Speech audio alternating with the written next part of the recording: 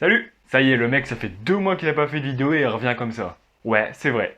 Et en plus, j'ai pas d'excuses.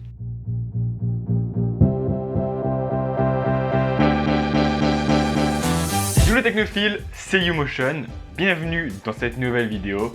Grâce à mon partenaire Le Café du Geek, j'ai la chance de vous présenter les Oki EPT10.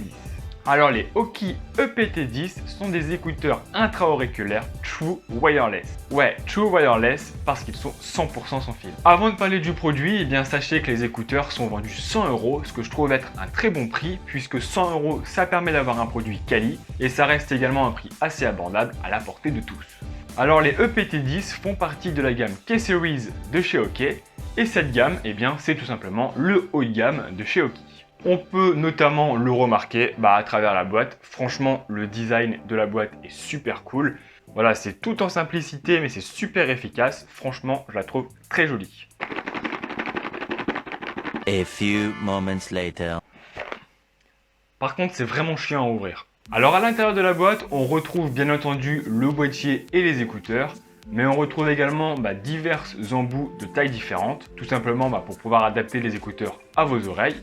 Et un câble USB vers USB type C pour recharger le boîtier. Tant qu'on est dans la recharge, sachez que le boîtier a une autonomie de 17 heures et les écouteurs en eux-mêmes, eux, ont une autonomie de 7 heures.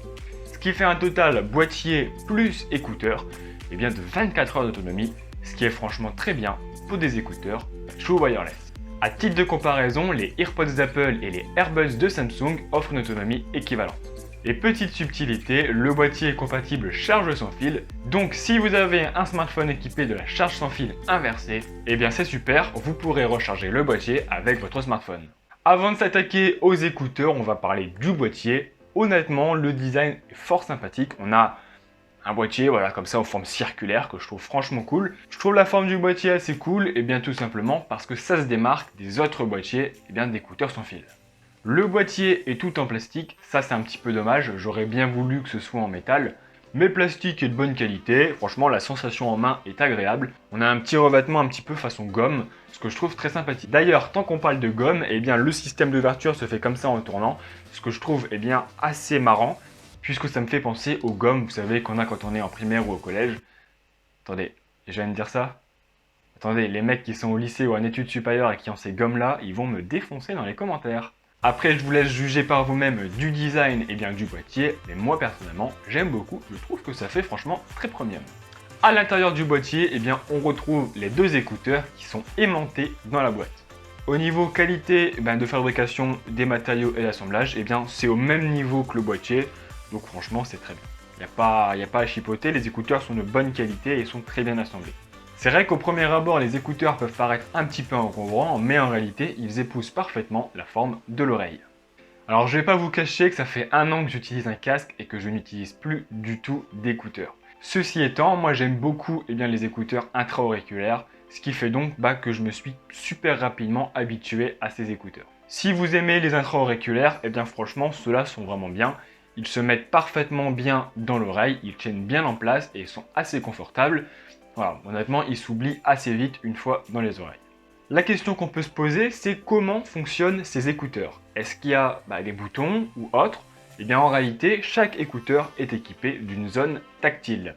Vous voyez, la partie avec le logo, c'est une zone tactile. En fait, il n'y a pas de bouton on-off sur les écouteurs, puisque lorsque vous les sortez de la boîte, ils s'allument automatiquement.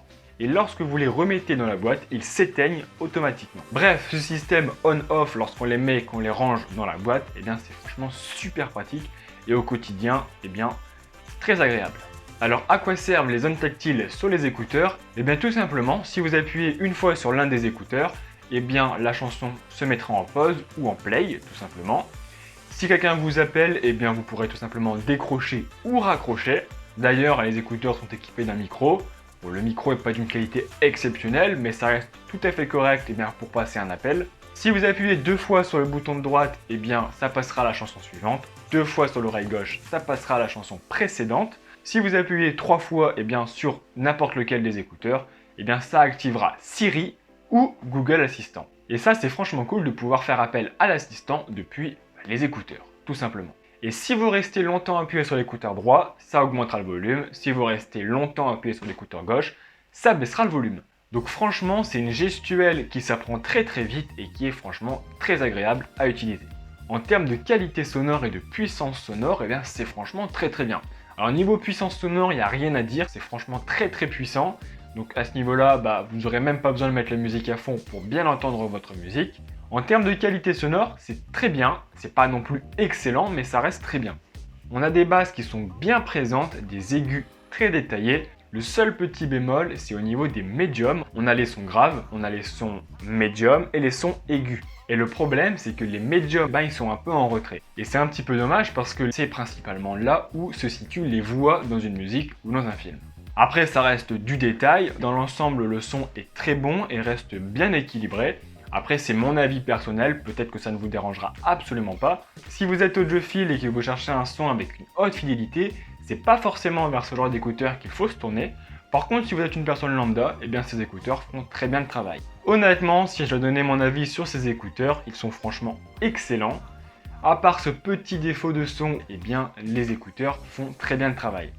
Bref, dans ce genre de gamme tarifaire, c'est quasiment impossible de trouver des écouteurs avec une balance de son parfaite. Je vous mets le lien de l'article écrit de ces écouteurs en description de la vidéo et je vous mets également le lien pour acheter le produit.